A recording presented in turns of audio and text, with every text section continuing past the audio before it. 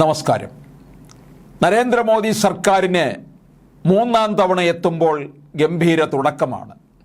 India മഹാരാജ്യത്തിൻ്റെ പാരമ്പര്യത്തിനും ചരിത്രത്തിനും അനുയോജ്യമാം വിധം പകിട്ടേറിയത് തന്നെയായി സത്യപ്രതിജ്ഞാ ചടങ്ങും. രണ്ടാം മോദി സർക്കാരിലെ പ്രധാന നേതാക്കളൊക്കെയും ഈ മന്ത്രിസഭയിലും സ്ഥാനം ഉണ്ട്. രണ്ടാം സ്ഥാനക്കാരനായി രാജ്നാഥ് സിംഗും മൂന്നാമനായി അമിത്ഷായും നിർമ്മല സീതാരാമനെ പോലെയുള്ള പ്രമുഖരും ഒപ്പമുണ്ട്. മധ്യപ്രദേശിൽ ബി.ജെ.പിക്ക് ശക്തമായൊരു നേതൃത്വം നൽകിയ ശിവരാജ് സിംഗ് ചൗഹാൻ കേന്ദ്ര മന്ത്രിസഭയിൽ എത്തിയതും പുതുമയായി. ഘടകകക്ഷികളിൽ നിന്ന് എച്ച്.ഡി. കുമാരസ്വാമിയും ഇടം പിടിച്ചു. പ്രധാനമന്ത്രിയും ക്യാബിനറ്റ് മന്ത്രിമാരും സ്റ്റേറ്റ് മന്ത്രിമാരുമായി 72 പേരാണ് രാഷ്ട്രപതിക്ക് മുമ്പിൽ സത്യപ്രതിജ്ഞ ചെയ്ത് അധികാരമേറ്റത്. തൃശൂരിൽ നിന്ന് ബി.ജെ.പി. ടിക്കറ്റിൽ ജയിച്ച ചലച്ചിത്ര താരം സുരേഷ് ഗോപിയും ദശകങ്ങളായി ബി.ജെ.പി. പ്രവർത്തകനായിരുന്ന ജോർജ് കുര്യനും സത്യപ്രതിജ്ഞ ചെയ്തു. കേരളത്തിൽ നിന്ന് ആദ്യമായി ലോക്സഭാ അംഗമാകുന്ന ബി.ജെ.പിക്കാരനെന്ന നിലയ്ക്ക് സുരേഷ് ഗോപിക്ക് മന്ത്രിസ്ഥാനം കിട്ടുമെന്ന് ഉറപ്പായിരുന്നു. അദ്ദേഹം സ്വപ്നം കണ്ട ക്യാബിനറ്റ് പദവിയും 4-5 സ്റ്റേറ്റ് മന്ത്രിമാരും കിട്ടിയില്ലെന്ന് മാത്രം. തുടക്കക്കാരനായ എം.പിമാർക്ക് ആദ്യമായി കിട്ടുന്നത് സ്റ്റേറ്റ് മന്ത്രിസ്ഥാനമാണെന്നതാണ് പതിവെന്ന കാര്യം സുരേഷ് ഗോപിക്ക് അറിയാമായിരുന്നില്ല. വർഷങ്ങൾക്ക് മുമ്പ് ഒ രാജഗോപാലിൻ്റെ പ്രൈവറ്റ് സെക്രട്ടറിയായി തുടങ്ങിയ ജോർജ് കുര്യൻ യുവമോർച്ചയുടെയും പാർട്ടിയുടെയും പല തലങ്ങളിൽ പ്രവർത്തിച്ചു.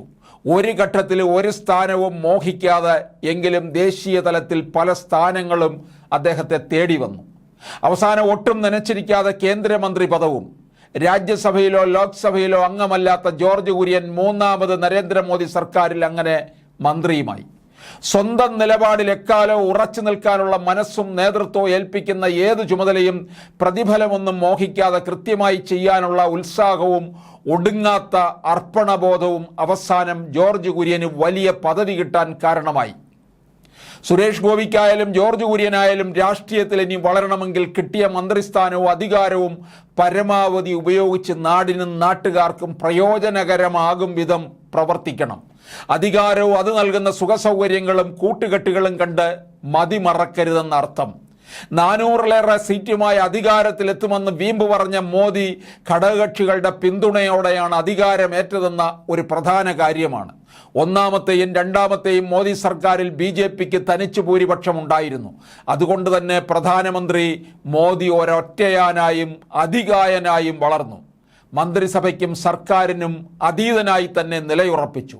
തെരഞ്ഞെടുപ്പ് പ്രചാരണത്തിനിടയ്ക്ക് ബി.ജെ.പി. President JP. നദ്ദ പറഞ്ഞത് ബി.ജെ.പിക്ക് ഇനി RSSന്റെ സഹായമൊന്നും വേണ്ടെന്നാണ്. അത് പലതലങ്ങളിലും ചർച്ചാ വിഷയമാവുകയും ചെയ്തു. എന്തുകൊണ്ടും ബി.ജെ.പിയുടെ ആത്മാവ് RSS തന്നെയാണ്.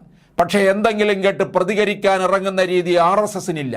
ബി.ജെ.പിയുടെ പല പ്രമുഖ നേതാക്കളും എന്തിന് പ്രധാനമന്ത്രി നരേന്ദ്രമോദി പോലും RSS കാര്യാലയങ്ങളിൽ രാഷ്ട്രീയ പ്രവർത്തനത്തിന് നിയോഗിക്കുന്നവരാണെന്നതാണ് വസ്തുത.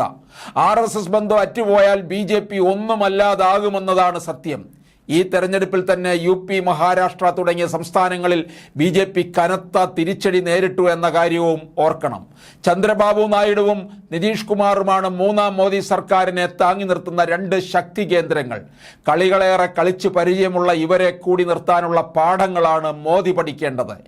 NDAയുടെ ആദ്യ യോഗത്തിൽ പ്രസംഗിച്ച മോദി മുന്നണിയുടെ ഐക്യത്തെക്കുറിച്ച് സമവായത്തെക്കുറിച്ചും ആവേശത്തോടെ സംസാരിച്ചത് ശ്രദ്ധേയമായി. പാർലമെന്റിന്റെ സെൻട്രൽ ഹാളിലേക്ക് കടന്നയുടനെ ഭരണഘടന കയ്യിലെടുത്ത് ഭക്തിയോടെ വണങ്ങിയതും അർത്ഥമേറെ.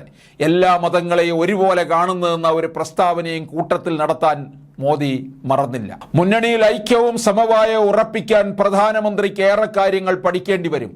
ഒറ്റയാനായി പോകാൻ കഴിയില്ലെന്നും ദുർബലനാകുമോ മൂന്നാമത്തെ മോദി എന്നുമാണ് ഇനി അറിയേണ്ടത്.